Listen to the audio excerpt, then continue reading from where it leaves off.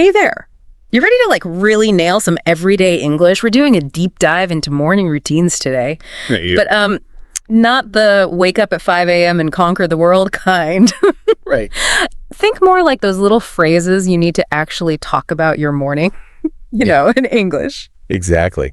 It's actually kind of fascinating how such a universal experience, waking up and getting ready, can actually be kind of a linguistic hurdle. We're going way beyond just vocabulary lists today. We're diving deep into a 20-minute English lesson on morning routines to uncover all the nuances of how native speakers actually use these phrases. Okay, so let's unpack this lesson. It really cleverly breaks the morning down into 5 parts. Waking up, getting ready, breakfast time, planning your day, and leaving the house. That's a smart move, honestly. Mirroring that natural flow of the morning makes it a lot easier to learn vocabulary in a meaningful sequence, almost like you're living it. Right. And instead of just single words, which is kind of how they always do it, they hit you with these instantly useful phrases. Right. Like I'm looking at the waking up section and they've got my alarm goes off at 6:30, but I usually get up at 7 bar. So much better than just knowing the word alarm clock, wouldn't you say? Absolutely. And this is so key for anybody learning English. You're not just memorizing words in isolation.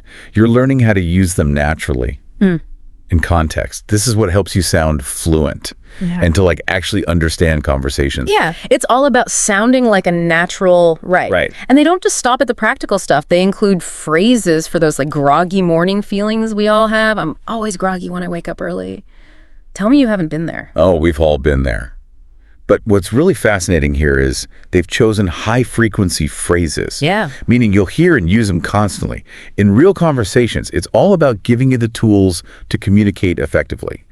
In everyday situations, for example, they'll include variations like, I have a meeting at 10 a.m. versus I need to finish my work by noon, showing you how to adapt the language to your own schedule. And that's huge because textbook English only gets you so far in the real world, right? They even tackle those oh-so-relatable moments like skipping breakfast when you're running late. We've all been there. Because, hey, sometimes we do. It's refreshing to see authentic experiences reflected in language learning materials, don't you think? Absolutely.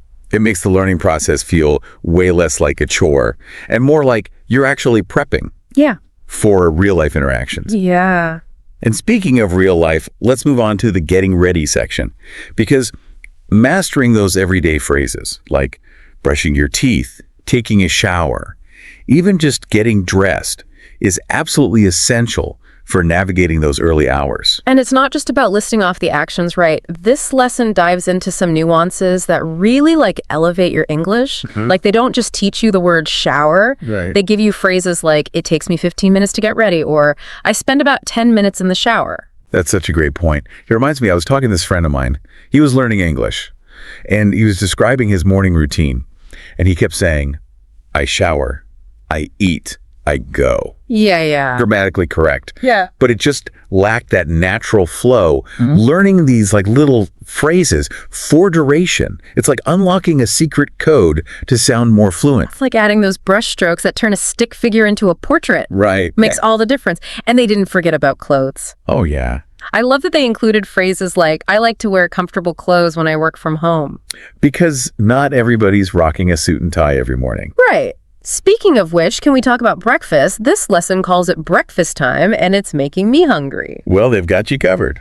From cereal to coffee to a good old-fashioned eggs and toast breakfast. A nice mix of quick and easy options. Yeah, and let's be real, they even acknowledge the reality of those rushed mornings with phrases like, I skip breakfast when I'm in a hurry. Yeah. Because, hey, sometimes we do. Sometimes you got it. It's refreshing, isn't it? Seeing those common experiences validated in language learning materials makes it so much more relatable and less intimidating.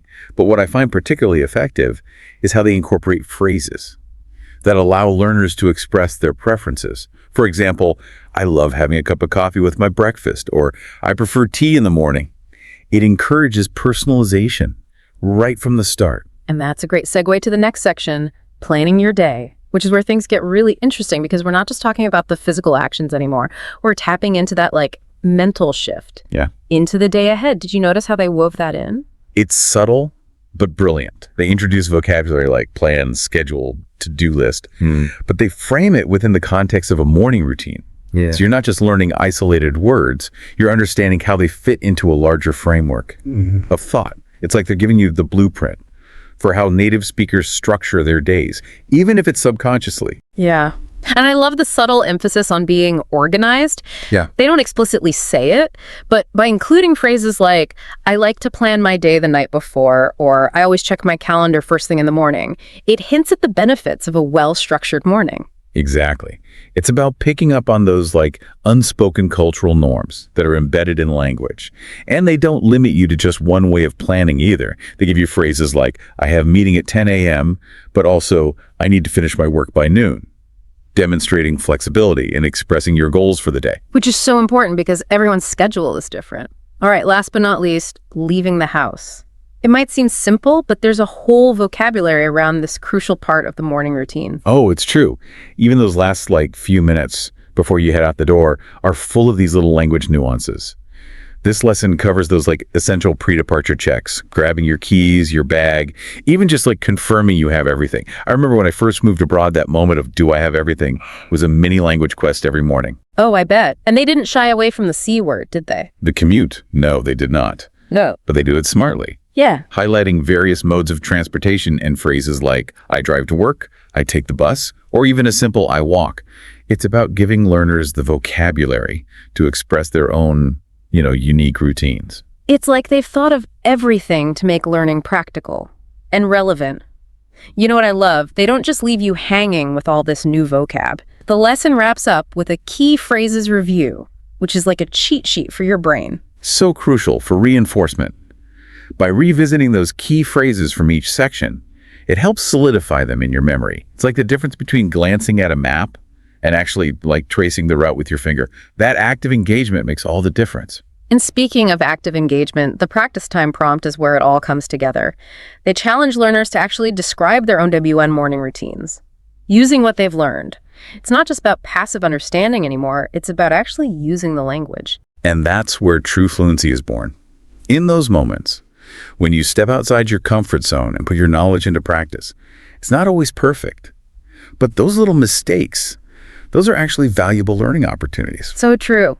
And finally, they wrap up with a section on why learning daily phrases is important. It's short, but it's like that final note in a symphony that leaves you feeling inspired. They emphasize that it's not just about grammar rules. It's about building confidence and fluency, allowing you to navigate those everyday interactions with ease. And that's what language learning is all about, isn't it? It's about connection, about expressing yourself authentically and engaging with the world around you. Absolutely. So there you have it, a deep dive into the language of morning routines. Hopefully you're feeling inspired to start using some of these phrases in your own life. And beyond just using them, think about this. What little details make your morning routine unique? What phrases can you use to paint that picture in English? That's where true fluency takes root, in those moments of personalization and self-expression. Such a good point. And on that note, until next time, happy Englishing, everybody.